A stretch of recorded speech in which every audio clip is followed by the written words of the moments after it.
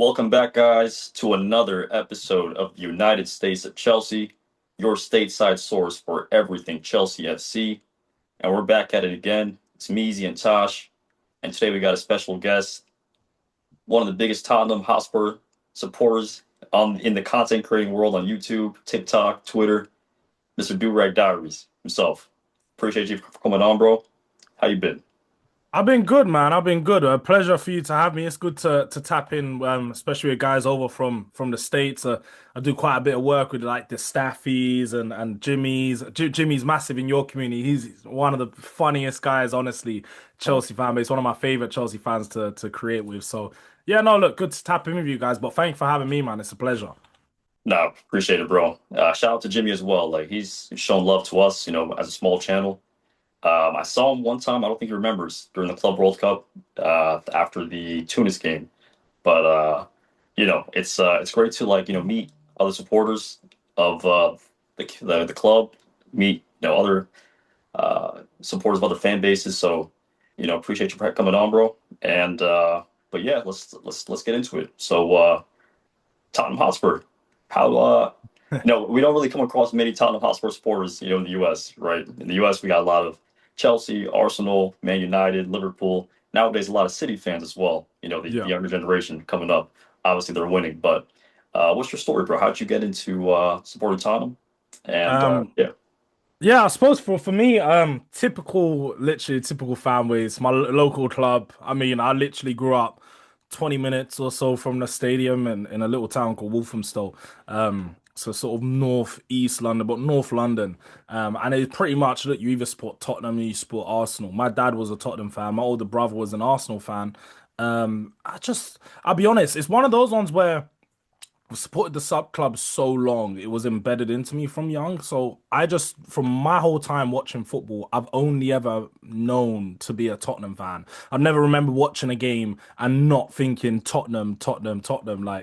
I remember my first season that I actually recall was like 2004, 2005, the year that you guys started to do your thing. Unfortunately, so that's like my first years into football. And I just remember being a Tottenham fan from then. Martin Jol, Canute, Edgar Davids. We all used to remember him when he came over. He was on the FIFA cover, 0405, I think it was, or FIFA 2004, or whatever. yep, And I remember when he came over to Tottenham, that was a big thing. I was like, yo, we got the guy's on FIFA cover. Like that was the shit at that point. He's the cover player. We've got him. Spurs are not that good at the point. And I was just like, yo, this is all great for me. So it was more just family and sort of culture. I inherited being a Spurs fan from that sense. But onwards from there, it's just I picked it up and even like you do with your family, you hold that family name. I hold that club closer to my heart than anything. And now I'll be fighting for them like you see on streams every other week, trying to put my club and to get the respect that it deserves. But it's a process and it's a progress. We're steadily getting forward. Europa League this season helped us massively. But no, yeah, that's sort of my way getting into being a Spurs fan. So like when you're back home, I mean, in London, or wherever your whereabouts are currently, is it is it like a fueled rivalry? Do you guys have friendly banter, or is it more of a little cheeky? Is it a little bit of shit talking involved? It's the both, innit? I'd say that for me, especially with because most of my friends are Arsenal, Chelsea, majority Arsenal. I'll be honest, my closest friends are Arsenal fans, and sort of you just get used to that. Look, I know that Tottenham's not the biggest club in London. I'm not one of these fans that are deluded. I know I speak a lot online, but I know I'm not deluded into the thought of thinking that we're bigger than Arsenal or Chelsea at this time. So. I'm surrounded by those fans. So for me, and I've sort of grown up, when you're in school and you're having all these arguments, I've always got used to being the one Spurs fan against the big group of the rest. So it's friendly banter, but at the same time, you know how these arguments they get heated real they quick. get personal sometimes. They get real quick heated real quick. So it does go those ways. But I've learned over the years, sort of, especially with me being the one Spurs fan, I've got all my lines. I know what to say here and there. I know all my comebacks and stuff. So I've calloused myself pretty well on that side of things. And I think I deal with the back and forths pretty well. So yeah, there's a lot of that, especially where. So I'm based in London. And that's all it is, man. It's just constant. The only fans you don't really see are Man City, and I suppose Man United. We don't really we have right banter with them because our recent history has been more Spurs winning, but away from that, it's just Arsenal, Chelsea. They're the fans you're really at it with as a Spurs fan. Yeah. And So oh, go yeah, ahead. no, you go, Tosh. So yeah, I was gonna say like you guys had like spells of success, and you guys had some great players walk through the doors. I know when I was following Tottenham's journey, it was mostly when Mudryk was a very young, Yeah. Gareth Bale. Um, I can't really think of a Don't lot of forget names. Jermaine Defoe. Jermaine Defoe, yep. And then Yeah. later on, Harry Kane at a very young age. And Harry Kane, it seemed like he was your cornerstone, and then Son. So, like, what do you think is preventing Tottenham from like taking the next step? Do you think it's ownership? Do you think it's like the player ID, like how they're identifying players and bringing them in? Do you think what do you think of the model, and like what model do you think they're trying to go for? Yeah, I think at the moment, it's a bunch of things. Ownership's huge, a huge part. I think you guys understand even with yourselves at the moment, like you can invest as much money as you want, but just investing money is not enough. You need to make sure you're investing the right money in the right players, and you got to have a really good structure of like a top owner, but also a top director and then a top scout, and it needs to trickle all the way down to the team. And I think Spurs have just missed a few pieces with that puzzle. At the moment, we've made a lot of changes over the last 6 months. I think new directors, we got the new CEO, the guy from Arsenal, new CMO, like literally all the corporate side of things has changed massively. So I would imagine that with that being a change, it would help Spurs go and push on into what you've said, potentially win more trophies. But I do think that across the last 15 years or 20 years, I suppose, as we've grown up watching, I think the biggest problem has just been the lack of ambition. I think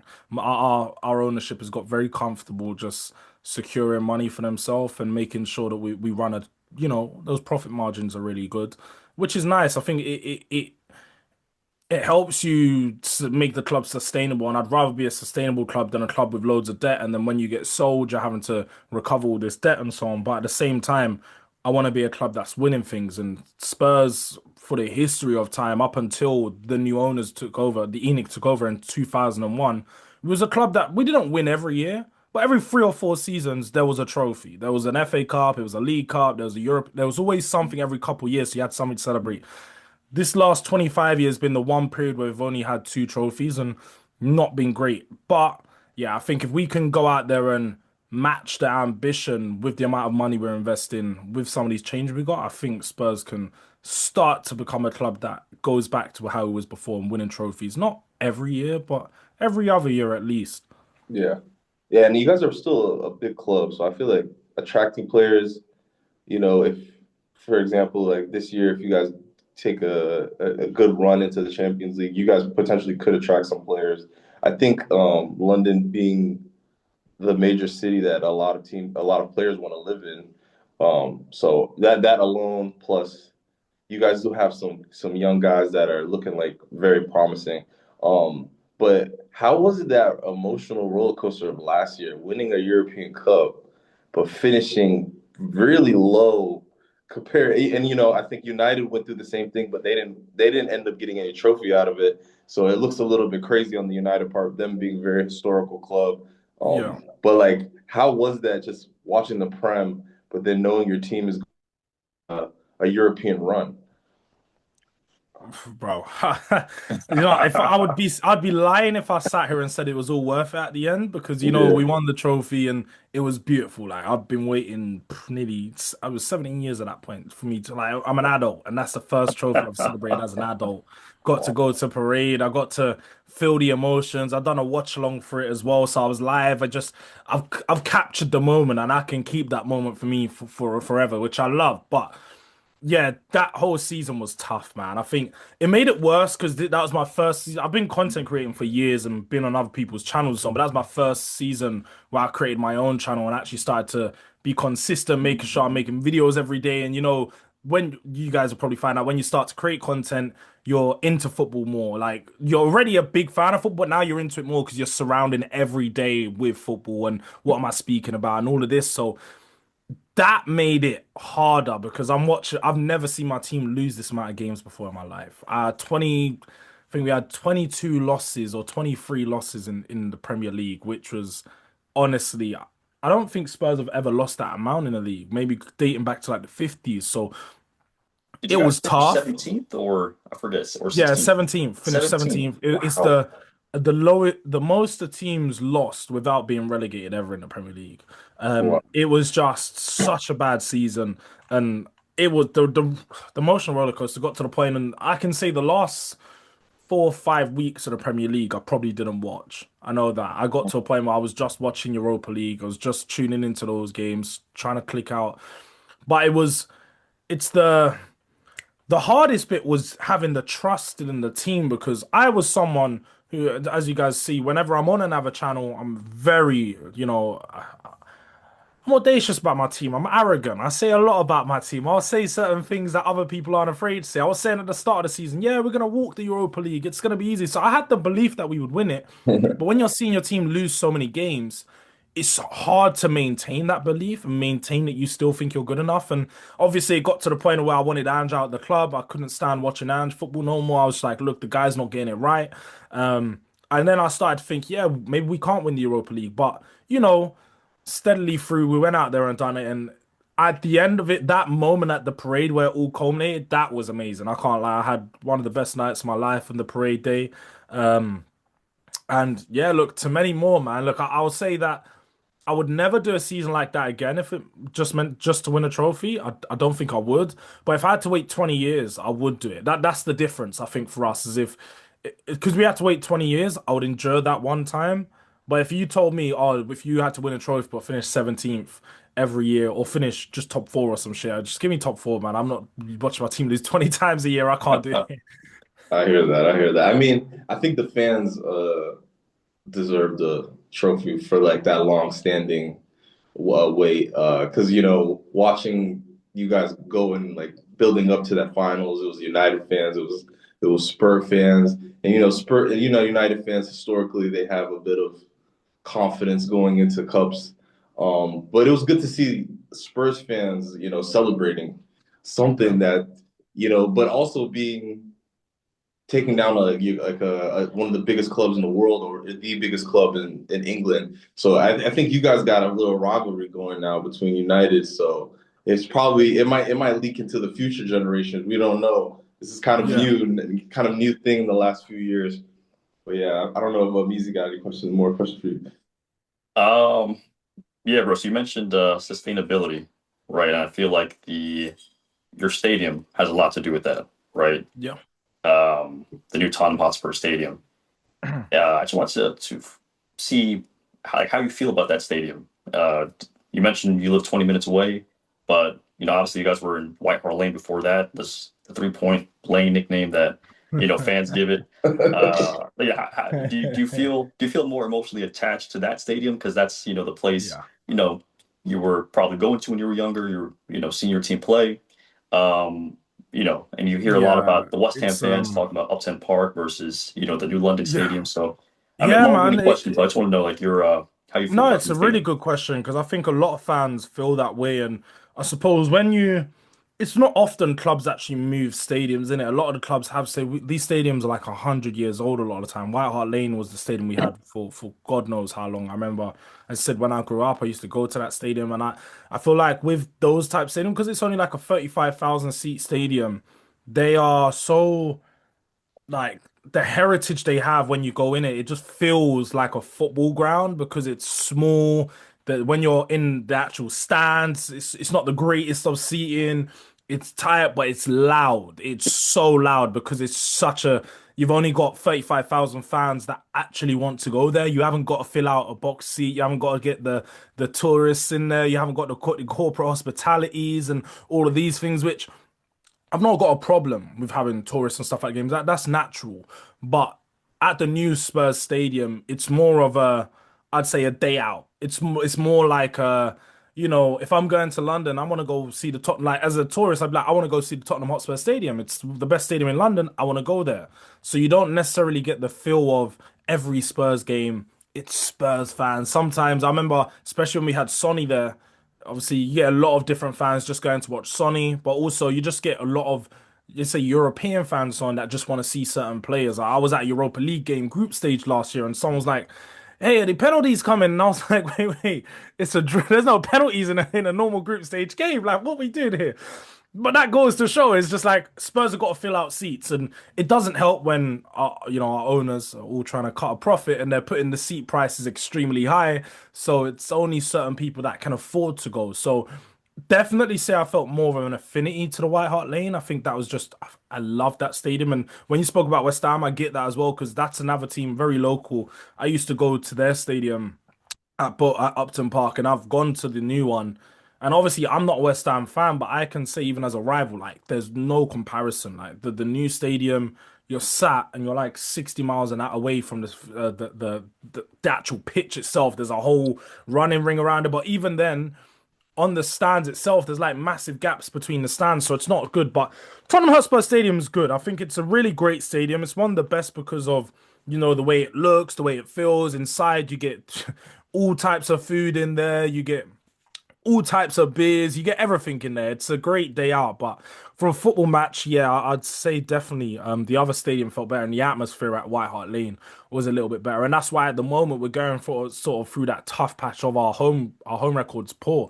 I just think we've struggled to create not just an atmosphere there, but we've struggled to create our home over these last 4 to 5 years. It hasn't helped not really having a winning team in there, not having we've since we've gone into the season, I think we've had 5 different managers or 6 different managers. So nobody's really had that time to even build the connection to the fans, let alone the connection to the stadium. So I think there's a few reasons as to why that stadium hasn't been that good. But look, it's a great event place. We see last night Chris Eubanks, Conor Ben, one of the best fights that we've seen in a long time at the stadium, and we seem to be having all these different events. We have Beyonce take over the I stadium. was about to Hey, say look, we get that. all these other events there. So for some people, this stadium might be better now, but for me, I just love White Hart Lane, man. I wouldn't say take me back to White Hart Lane because this stadium, I don't think White Hart Lane would give us the opportunity to buy the Kuduses and so on. But Yeah. yeah, look, I think we do miss it.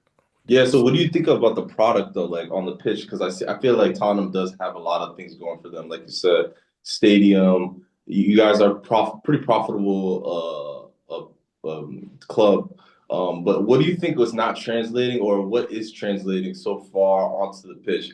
I know you guys have a lot of young guys. I'm interested to know the what you think on the right back situation with Pedro Porro and Jed Spence, two guys that I think you guys could utilize on the pitch, but it seems like they might not be able to play together, especially when you have a guy like Adogi on the left side. And then also like what other things on the pitch do you notice that you need, or some of the bright spots like I think Odebear, he's going to turn out to be a pretty good player. Brennan Johnson seems like he's pretty formidable, a bit underrated in some sense, and then you got Kudus, who's seems like an animal out there, and with Vandeven in the back. So what do you make of the team so far, comparing it to last year, and then what do you think potentially can be the end result for the season? Yeah. So, well, I'd say, look, at the moment with where the team is at, I'm not too up and down about it. I don't really have. I'm sort of just like I'm content because I think when you get a new manager, you understand it's a new process. I know Chelsea fans sometimes. I know you about yourselves. I think they don't understand process sometimes. So Yeah. they see it happening like no, no, no, panic stations, get rid of this manager. I've gone through like Chelsea though we have gone through a lot of managers in my time as a Spurs fan, so I understand that like you can keep going through managers, but changing managers is not the solution. Sometimes you just need to trust one manager and give them that time to build. I think at the moment, Thomas Frank is building. He's not been doing amazing. He's not done terribly either. I think he's just getting himself through the games, and maybe it would help when we have all of our players back and available, and we can see where this squad is really at. And that's why when you look ahead to like the end of the season, what the possibility for Spurs, I think the maximum we could do is a Champions League place. But even with that, that's very dependent on whether we get some of our top players back because we have Madison, Kulusevski, Solanke, quite a few of these players that were massive parts of last season not available of our team. So I feel like we've not been able to have the continuity at the front line, and that's why there's been a lot of changes. But when you spoke about where the team is at right now, I think, like you said, Tosh, we have a lot of young players, a lot of them, and I think the only problem you find, and I think Chelsea again, something they can understand is when you have a lot of them, is they all peak at different times. So you can have one player at the start of the season that's in hot form as a young player, but then the other one's not in form, and then he goes down, and the other one comes up, and that's the problem with young players, peaks and troughs. They're always up and down, and that's where we're at as a club. Is we're going up and down because we have all these young players. I think I like to mix and match the young players with older experience heads, and that's why I liked in this summer why we got a Kudus who's 25, a bit more experience, ready to come in and compete. Paulinho, 20 and 30, someone who's a leader, coming from big club. He knows how to play in the Premier League. I want players like that mixed in with the younger players so they can bring a nice balance. And I think so far this season, what we're sit fifth right now. I'd say that's about right. Like we're aiming for fifth. We're sat fifth. Seems pretty good. Obviously, our next game is going to be. We'll probably get onto that later. It's going to be helly, very Hey, very tough. we need you to win that one, please. Don't we all? But it's going to be a tough one. But ultimately, I think. Sorry, the right back situation. Let me not skip on from there. I think with the right back situation, it's a tough one because if you ask me personally, I would say just take Pedro Porro out of the team. I think Pedro Porro is a good right back, got some really good abilities. He's one of the best ball playing right backs in the league.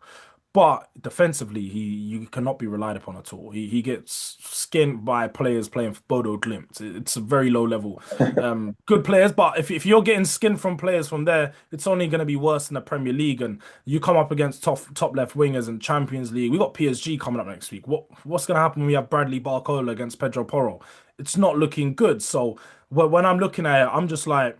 Pedro Porro's got to get better defensively. I would personally throw Jed Spence on the right, throw Dogi out on the left. The Dogi gives us more expansive play going down the left wing and when we're attacking. And Pedro Porro is just one of the best 1v1 defenders just right now in the league. He just is. Not many wingers get past him. So I'd personally just play him right back and let him because when he plays on the left side, naturally, as you can imagine with a footballer, he's not going to be able to run down the left wing so comfortably. He's not taking it with his outside foot, and every time he's receiving the ball, he's receiving it infield and he's inverting because naturally that's how his body is facing him inwards. Yeah. Whereas if he's on the right hand side, he can overlap a lot more and create more dangerous scenarios with him running up with the ball because he is a skilled dribbler, just not Mhm. down the left hand side of the pitch. So I think if you allow him and Udogie to play in their preferred positions, you get the best out of our defense. Yeah, and you guys seem very young, and Vandeven seems like he's been. I've seen flashes of what he's been doing last season. Killing He's it. actually he's like the Terminator, bro. That guy, he runs through everything. He's just an athlete overall. And I know you guys lost Son, who was like a big part of the team. And but what do you think of the attacking force so far? Do you think they're doing good? I know you guys hijacked Xavi Simmons from us. But so Put what do down the you? phone, picked up the phone to us. He said Chelsea, no, Spurs. Yeah, but what do you think so far of like some of those newer signings that you guys brought in, and the you guys have a pretty exciting team, in terms of the youth and the talent that's been kind of spread around. So what do you think about the attack, in terms I'd of? say with our attack, that's probably the weakest area in the pitch right now. With just what I've seen. Now, I think with when like I said, Solanke comes in, Madison, Kulusevski, I think we could see a way different attack. And you've now got because they're three players that are all above 25. Let's say right. They're three of the Yep. experienced players. Right now we're relying on Richarlison, who is just sorry, Richard is what we call him over here because he's not a real Brazilian. I've never seen a Brazilian that bad with the ball with their feet. I've actually seen a stat saying Spurs have lost the ball from the receiving the ball off their first touch more than any team in the Premier League this year. I can guarantee you that's because of Richarlison because his first touch is awful. Um, Jeez. Kolo Muani, he's injured now. So no, I've seen him for about 180 minutes and he got injured. So he's just a glass. He just keeps falling apart and getting injured. And I don't see us signing him permanently, to be honest. I think Spurs need to sign a proper striker. I think that's one bit of our attack that we're missing is Mateus having Tell? Mateus Tell? Matisse tells. See, he's like, yeah, literally that is like, yeah, he's all right. I mean, he's got Yeah. some good ball striking ability. That's what I really like about him. If he naturally just gets on the ball, turns and shoots, I think he's better than a lot of players in that sense. But when you look at his all-round game, the difficult thing is him and Odobert, sorry, at very similar ages, very similar stages in their development, and I feel like they're competing for the. Even though Tell plays striker, still feel like they're competing for positions in the team because if you're gonna make one sub, I don't really think I know it worked against Man United, but I wouldn't really go for when you have all your players available doing a Tell and Odobert to change the game for you. I think you'd throw one of them on the pitch to change the game, and I prefer Odobert at the moment because, like you said earlier, I think Odobert just looks a bit clean in his actual play, really good dribbling. He's a bit tidy, can link with players well. He's just missing that final third play, and he done an interview I think over the last couple of days mentioning it himself that he needs to focus on having goal targets, assist targets, and things like this so you can just push yourself a little bit more to show the initiative to make it happen in the final third. Because one player for you guys, Cole Palmer, let's even stick away from Cole Palmer, Esteval, you see at just such a young age, he takes the mantle of the team to be like, oh, if you guys ain't gonna score, I'll go score myself. Yep. And that's what I think some young players either have it or they don't. Odobert doesn't look like he has that at the moment. You need that hunger, you need that tenacity, and that's what we're missing in our team. I feel like we haven't got the natural goal scorers. Because even Kudus, a player I love, a 1v1 demon, he'll beat anybody down the line, like anyone. But when it comes to goal scoring, he's not the most natural goal scorer. You can look at across True. his career, probably gets maybe 10 goals in a season if you're lucky. So I think we just need to work on bringing the most out of our individual players and making them more goal scorers. But I think Thomas Frank, from just seeing what he's done at Brentford, working with Tony, working with Vissar and Bomo, he even worked with Kevin Sade. yeah, Watkins and quite a few like Neil Maupay, a lot of players, a lot of attacking players that score goals. So I think over the time he'll start to get the best out of these players. And just one other player, Xavi Simons. That's one player I'm really keeping out. I'm a massive fan of his. Really wanted him in the summer, even before we got linked to him when he was going to Chelsea. I was devastated because I thought you guys had your hands on a really good player. Yeah. Taking his time to get up to peak in the Premier League. He's up to speed. He's just like Florian Wirtz is struggling with the transition from the Bundesliga to the Premier League. But I generally think over time, his technical ability and plus his mentality, I think it's gonna prevail, and you're gonna see a serious player in there, man. Yeah, and I think you guys got him for a fair price. So, and he's young, so you know, we deal with it a lot at Chelsea. We hate to see our young players go, but the Chelsea business is the Chelsea business. So, yeah. I know Mizi probably has some more thoughts on that. About the Chelsea business. I got a lot of things to say about that. Yeah, I know. Or if if you want to move on to the next question, it's up to But you. I guess I'll take it back to like an earlier conversation we were having about the stadiums, right?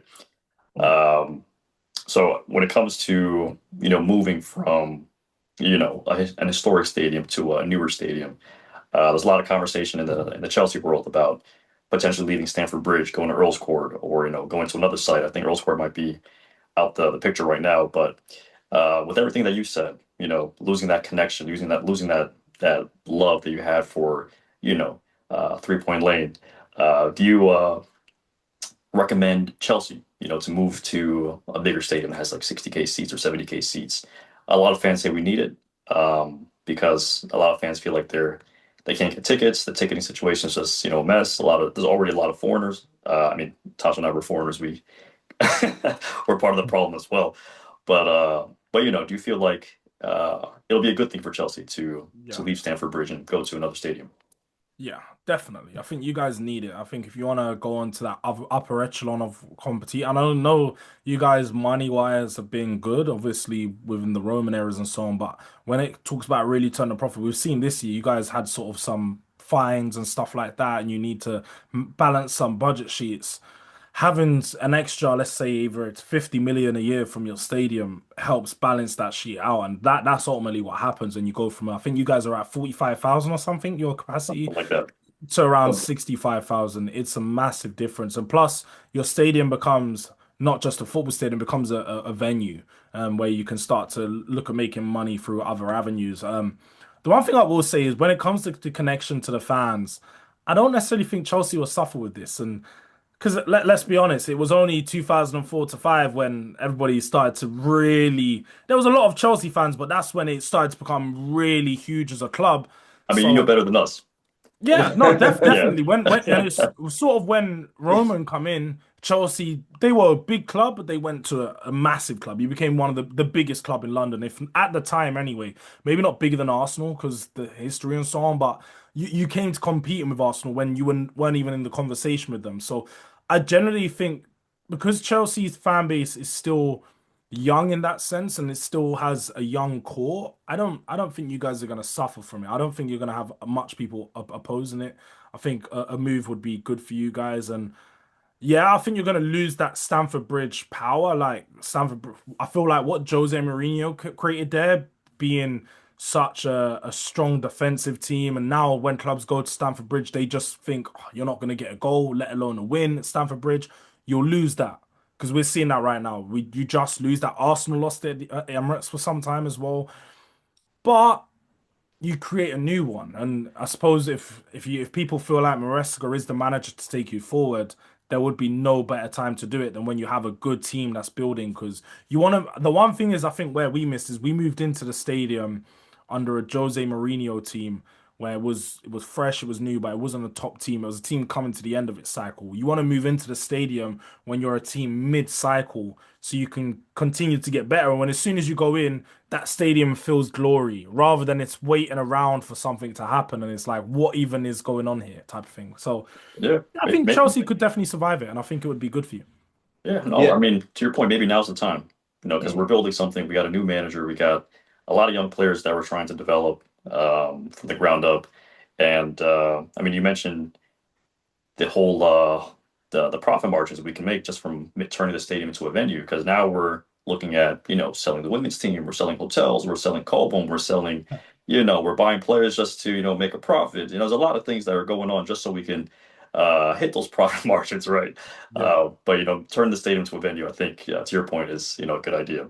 Yeah, Todd, you're gonna say I something? think it's the beast of being a club, especially a major club in London. Business is always going to be at the top, or if not at close. But I wanted to get to your international football. So, what do you think of the so far of the Champions League performances for Tottenham? Do you think you guys are going to make it run in the knockouts? Because with this new format, you guys can get any team could get lucky with the luck of the draw, good matchups, maybe a familiar opponent, not so familiar opponent, different styles of play. So, what do you think so far of your Champions League run? For me, I don't have an expectation in the Champions League, I'll be honest. When you win Europe just so recently, you're like, I need to win it again. I don't want to be greedy, Here I'm not you trying go. I'm not trying to take it from everyone. Okay. But no, seriously, I think Champions League is just a step too far for us right now. I look at my team and I'm saying there's PSG, there's Bayern, there's Real Madrid, Barcelona, Arsenal, and City that are all just a lot stronger than us. And I would think that in a playoff round against any of those teams, we'll probably get dealt with. I know we had a good game against PSG in the Super Cup, and we've got them coming up next week, which would be a nice game to see, what level we're at. I just think some of these teams have got too much quality, and even like when I've seen games like Bayern versus you guys, for example, you just see like that there's a difference with some of these teams. The European sides this year are looking real good, and do you know what is it's just they don't necessarily have like amazing teams. I just think the quality of some of the players they got are the gap is massive. Like even when I look at yourselves, like you guys have a Caicedo, you have a world class player, you have a Palmer, you have like two players. Even Reece James, I'm throwing because I'm not a big fan of him. And then Cucurella is coming to that level of being one of the best left backs. But you've got some players that you could actually look at and say dead start for most teams in world football, like most. If not, there's barely a few players that are above them. Bayern, you got the Kane, Diaz, Elise. They got about seven players you can name. And I just look at a lot of these teams and say Spurs haven't got those types of players yet, so we're not ready.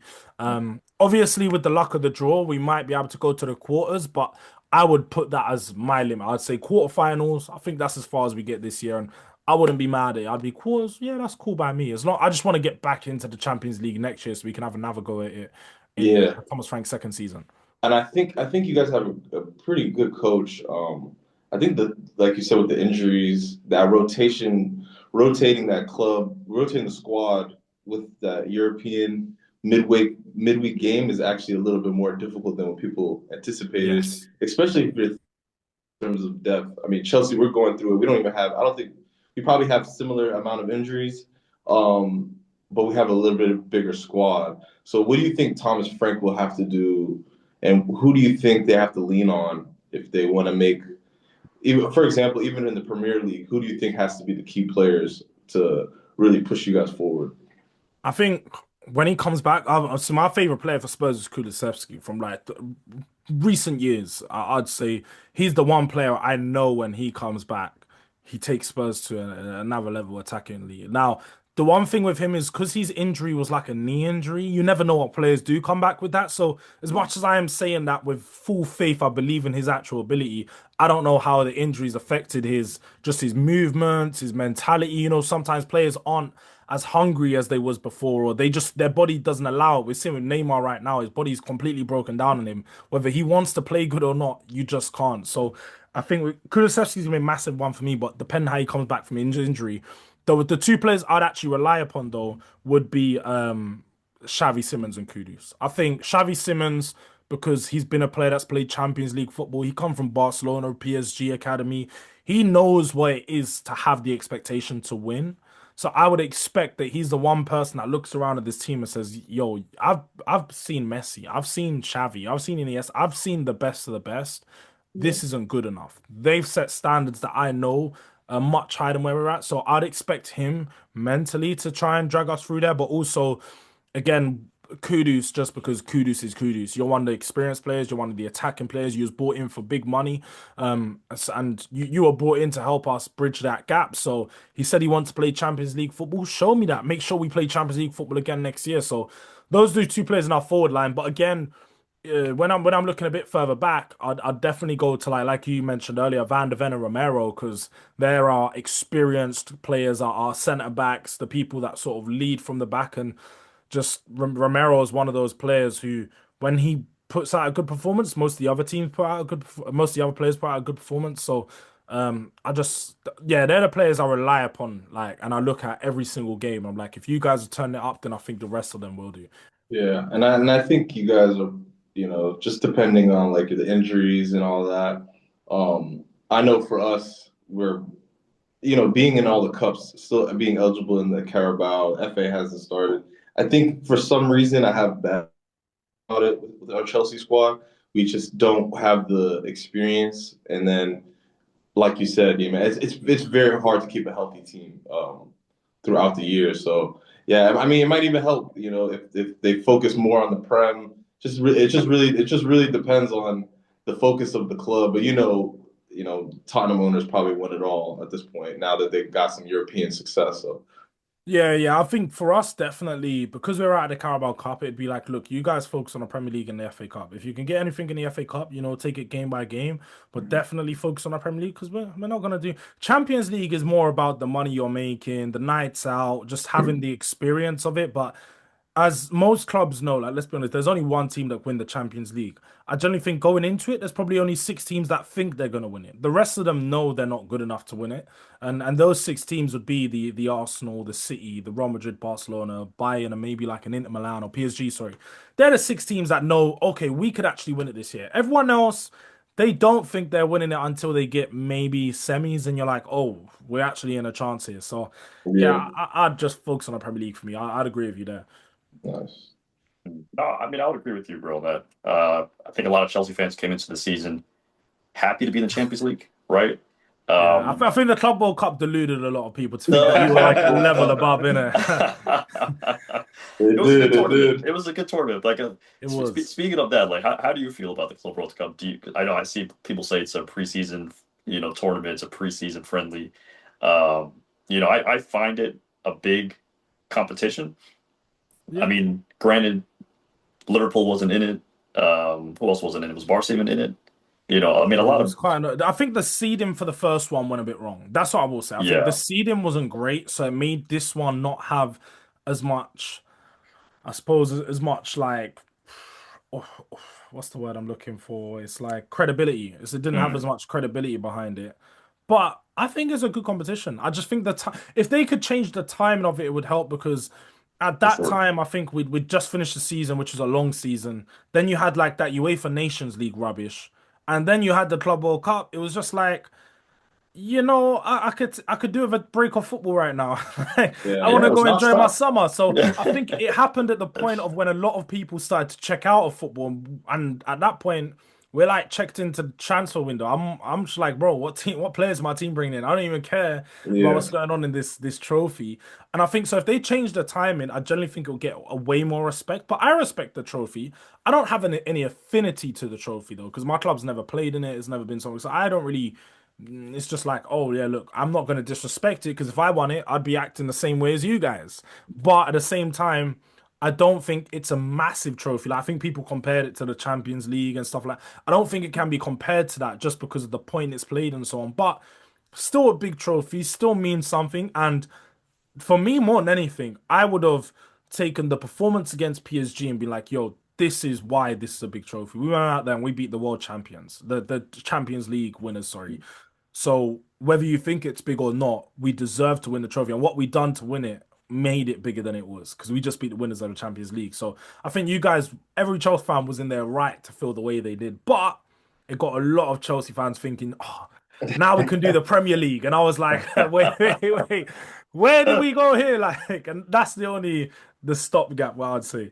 Yeah, I mean, it meant a lot to a lot of the Chelsea fans in the U.S. because it's not every day we get to see Chelsea. Experiences, 100%. Every other day, every weekend. And I was in Jersey, so a lot of the games were either in Philly or the semifinals was in Jersey, the finals was in Jersey. I didn't get to go to the finals. To be honest, I mean, I kind of felt like I don't want to say priced out. I just didn't feel like we were going to win, and I didn't want to drop, $400, $500 just to It's a see lot. That's the other Chelsea thing I lose. noticed is they done Yeah, crazy price. And I know for the World Cup, it's the same thing. it's the Yeah. same. It's crazy, man. And that's the But only problem when you take football to like America and even London's horrible for it as well. So I think UK is just as bad. But they take it to these cities and like it should be for everyone to experience. Everyone who exactly. doesn't get to see football on a regular because it's only in England should now get to experience it at a good price. And like you say, they're pricing everyone out. So even fans like us, for example, that want to now travel to America and go watch a game, it's like I have to pay for a massive flight, and now my flight fee is a ticket for one game, and it's like this isn't really Yeah. making sense. And yeah, the FIFA and the governors and stuff need to do so much better there, man. Because football's for the fans, and they're not making it seem like that at the moment. No, not at all. Because like you compare it to the 2022 World Cup in Qatar, I saw people saying they could get a flight for. They would say the flight was the biggest expense. They spend Yeah, $1,000 on the flight, $800 on the flight, and they still were managed to go to 4 or 5 games. Because the cost of the ticket to go to the game was relatively cheap, and the hotel situation was cheap. They had those like what do you call those mobile like tents or something. yeah. So, I mean, imagine you come to the US, you're going to spend like $1,000, if even 1,000, because it's like prime summer. The hotels are not going to be cheap either. You're going to be spending another grand on a hotel, and you only get to go to one game. Depending on like how much you want to spend. But it's crazy. It's going to be. Just And make for the people fans. don't. I don't think people understand how big the United States is. Yeah, so That you gotta too. get flights internally. Exactly. The flight to London is like flying from New York from New York to London is like flying from New York to LA. Same Yeah. amount of time.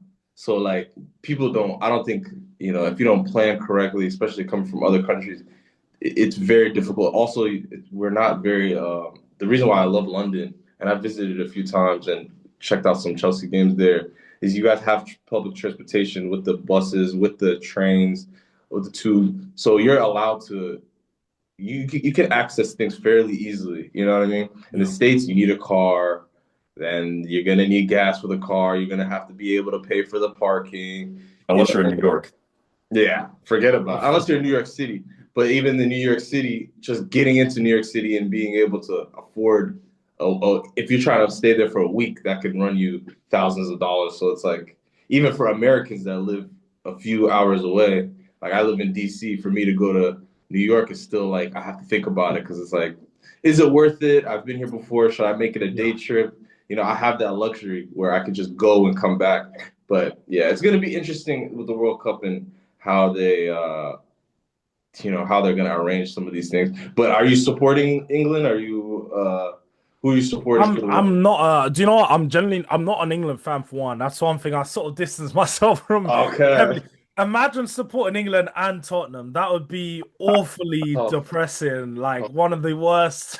What I like I know some guys like that. I wouldn't wish that on my worst enemy. That's awful. You just bottle jobbing and losing in finals and just depression. That's a lot too much to handle. yeah. I support the country I'm from, which is Jamaica. I'm half Jamaican, Nice. half English. We're in a state. I think we need to win one more game to qualify for the World Cup. We just drew with Trinidad, and we've got to top the group. We're second at the moment, so we can still go through.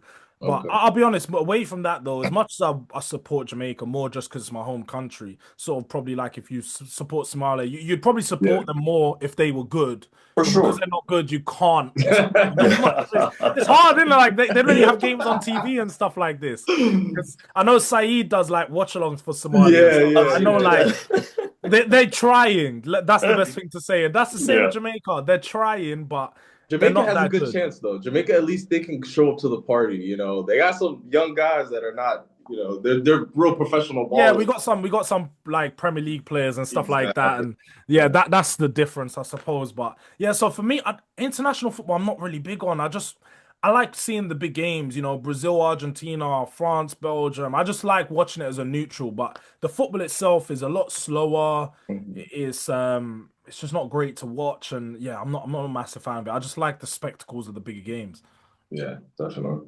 So guys, I know we're over by a lot, and Durag, you told us, you It's had some fine. things to We'll do do. another 5 minutes. Another 5 minutes, we got Yeah. it. So I guess before we close it off, guys, any big predictions for the season? Um, do you know what? Everyone's been asking me this one for a while, but and again, I'm not just trying to throw it in everyone's face, but I did just win something. So like I've been trying to stay away from doing the we're gonna win another trophy because I know it doesn't just always come like that. So and I said it last year and I got it right. So I don't want to keep saying it and just getting loads wrong and throwing shit at wall and hoping one sticks. So I think for me, one big prediction I could make is what's one? Because I've been well, I this is one prediction I did make, which I'm already slightly taken back, is I think Kudus could prove to be one of the best springers in the league this year, but I, I may take that one back. I may take that one back. I'm just a bit hesitant on his goal scoring ability, so I'm just like, we Exactly. may need a couple more years before I start throwing things out like that. But no, I'm just trying to think what even away from Tottenham. Well, I'd say Arsenal's not winning Premier League. And that's a big prediction for me. I Hey. don't think they're winning the Premier Okay. League. I think So who would take the um, spot? I predicted Man City at the start of the year, and I still think they can do it. I think Yeah. Pep Guardiola is not going out bad. Like Mhm. you don't ever see him go crashing out of a team like Jose where he's falling down. It's never the way Pep does it. I think he's gonna go out on top. I think it might be his last year, if not one more season. I Yeah. could see him coming back, and we know in the second half of the season, if there's one team to go on a 12-game winning streak, it's Manchester City, and Haaland looks unstoppable right now. So yeah, that's my one. I think Manchester City win the league, Arsenal don't. What about you guys? You Big guys one. made any big predictions for this season? Tough one. That's a tough one. My big prediction for Chelsea this season. Let's see. I mean, to say we make it into the top four, I don't think that's a big prediction, That's an but expectation. that's an Yeah, expectation. That's a standard we have to keep. I think trying to think, looking at our wings right now. I think Estevao becomes a top player. I expect probably 20 GNA across all competitions, and I Yeah, think that's he's gonna be someone that people fear. yeah. yeah, I mean, we just see it yesterday. He's got a goal for Brazil, didn't he? I know Carlo Yeah, Ancelotti said some big things about him. pillar. So yeah, Zinger. Yeah, I mean, if I was to add for like a big prediction, man, this might sound a little crazy, but I think Chelsea goes to the semifinals Champions League, man. I think we are a tournament team, and it comes with a little asterisk though. I think we could potentially slip in the Prem. I could definitely see us going outside of top four. I don't want to say it, but with like our injury history, if we can't keep our players super healthy, I could see us potentially slipping down to six. Would I want to see that happen? No, but I think fifth might be a little too difficult if we're gonna make a deep run like that. yeah. But yeah, that's my prediction. Semifinals, worst case scenario, we go to the quarters. But yeah, and then like I said, top four depends on how far we go into the Champions League. Yeah. I'm Okay. I'm surprised by that take, bro.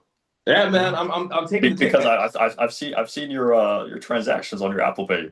Oh, I come saw that on, Clear man. Lake. I saw that Clear Lake sponsor coming in. He's been getting those brown envelopes. He's been Yeah, getting those man, brown yeah, they envelopes. can keep sending them. They can keep sending them. But yeah, man, I just think we're built for tournament play. I think we have big time players in term, and if we get Cole Palmer back, we get Levi back in time. If we have our full squad. We got Moises Caicedo that's just an absolute dominating in the midfield, and I think our winger situation is better than what we thought previous. So yeah, man, I think we have a solid chance, and us beating PSG, I think put a little bit of confidence in the squad. So I think we're a good. I think we'll make a good tournament run in the champs. First. And just last thing, let me ask you as Chelsea fans, because I always speak to a Chelsea fan. You may know him, Don, Greasy Don. Yeah. One Yes, of you see the Don. most Yeah. interesting, as I say, Chelsea fans. He's got some wild takes.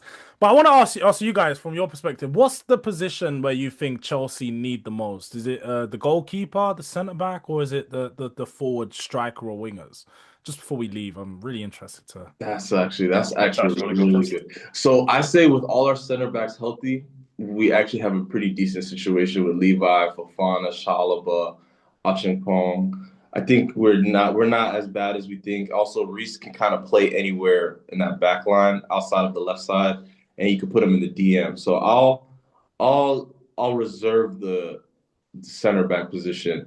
The goalkeeper position, I'm not gonna lie, I don't really trust Bobby Sanchez. Bobby's just he's a little too volatile. Um, but so far so good, surprisingly. I think maybe that cup run in the World Cup gave us some confidence. Yeah, for me though, I think we need a bona fide striker.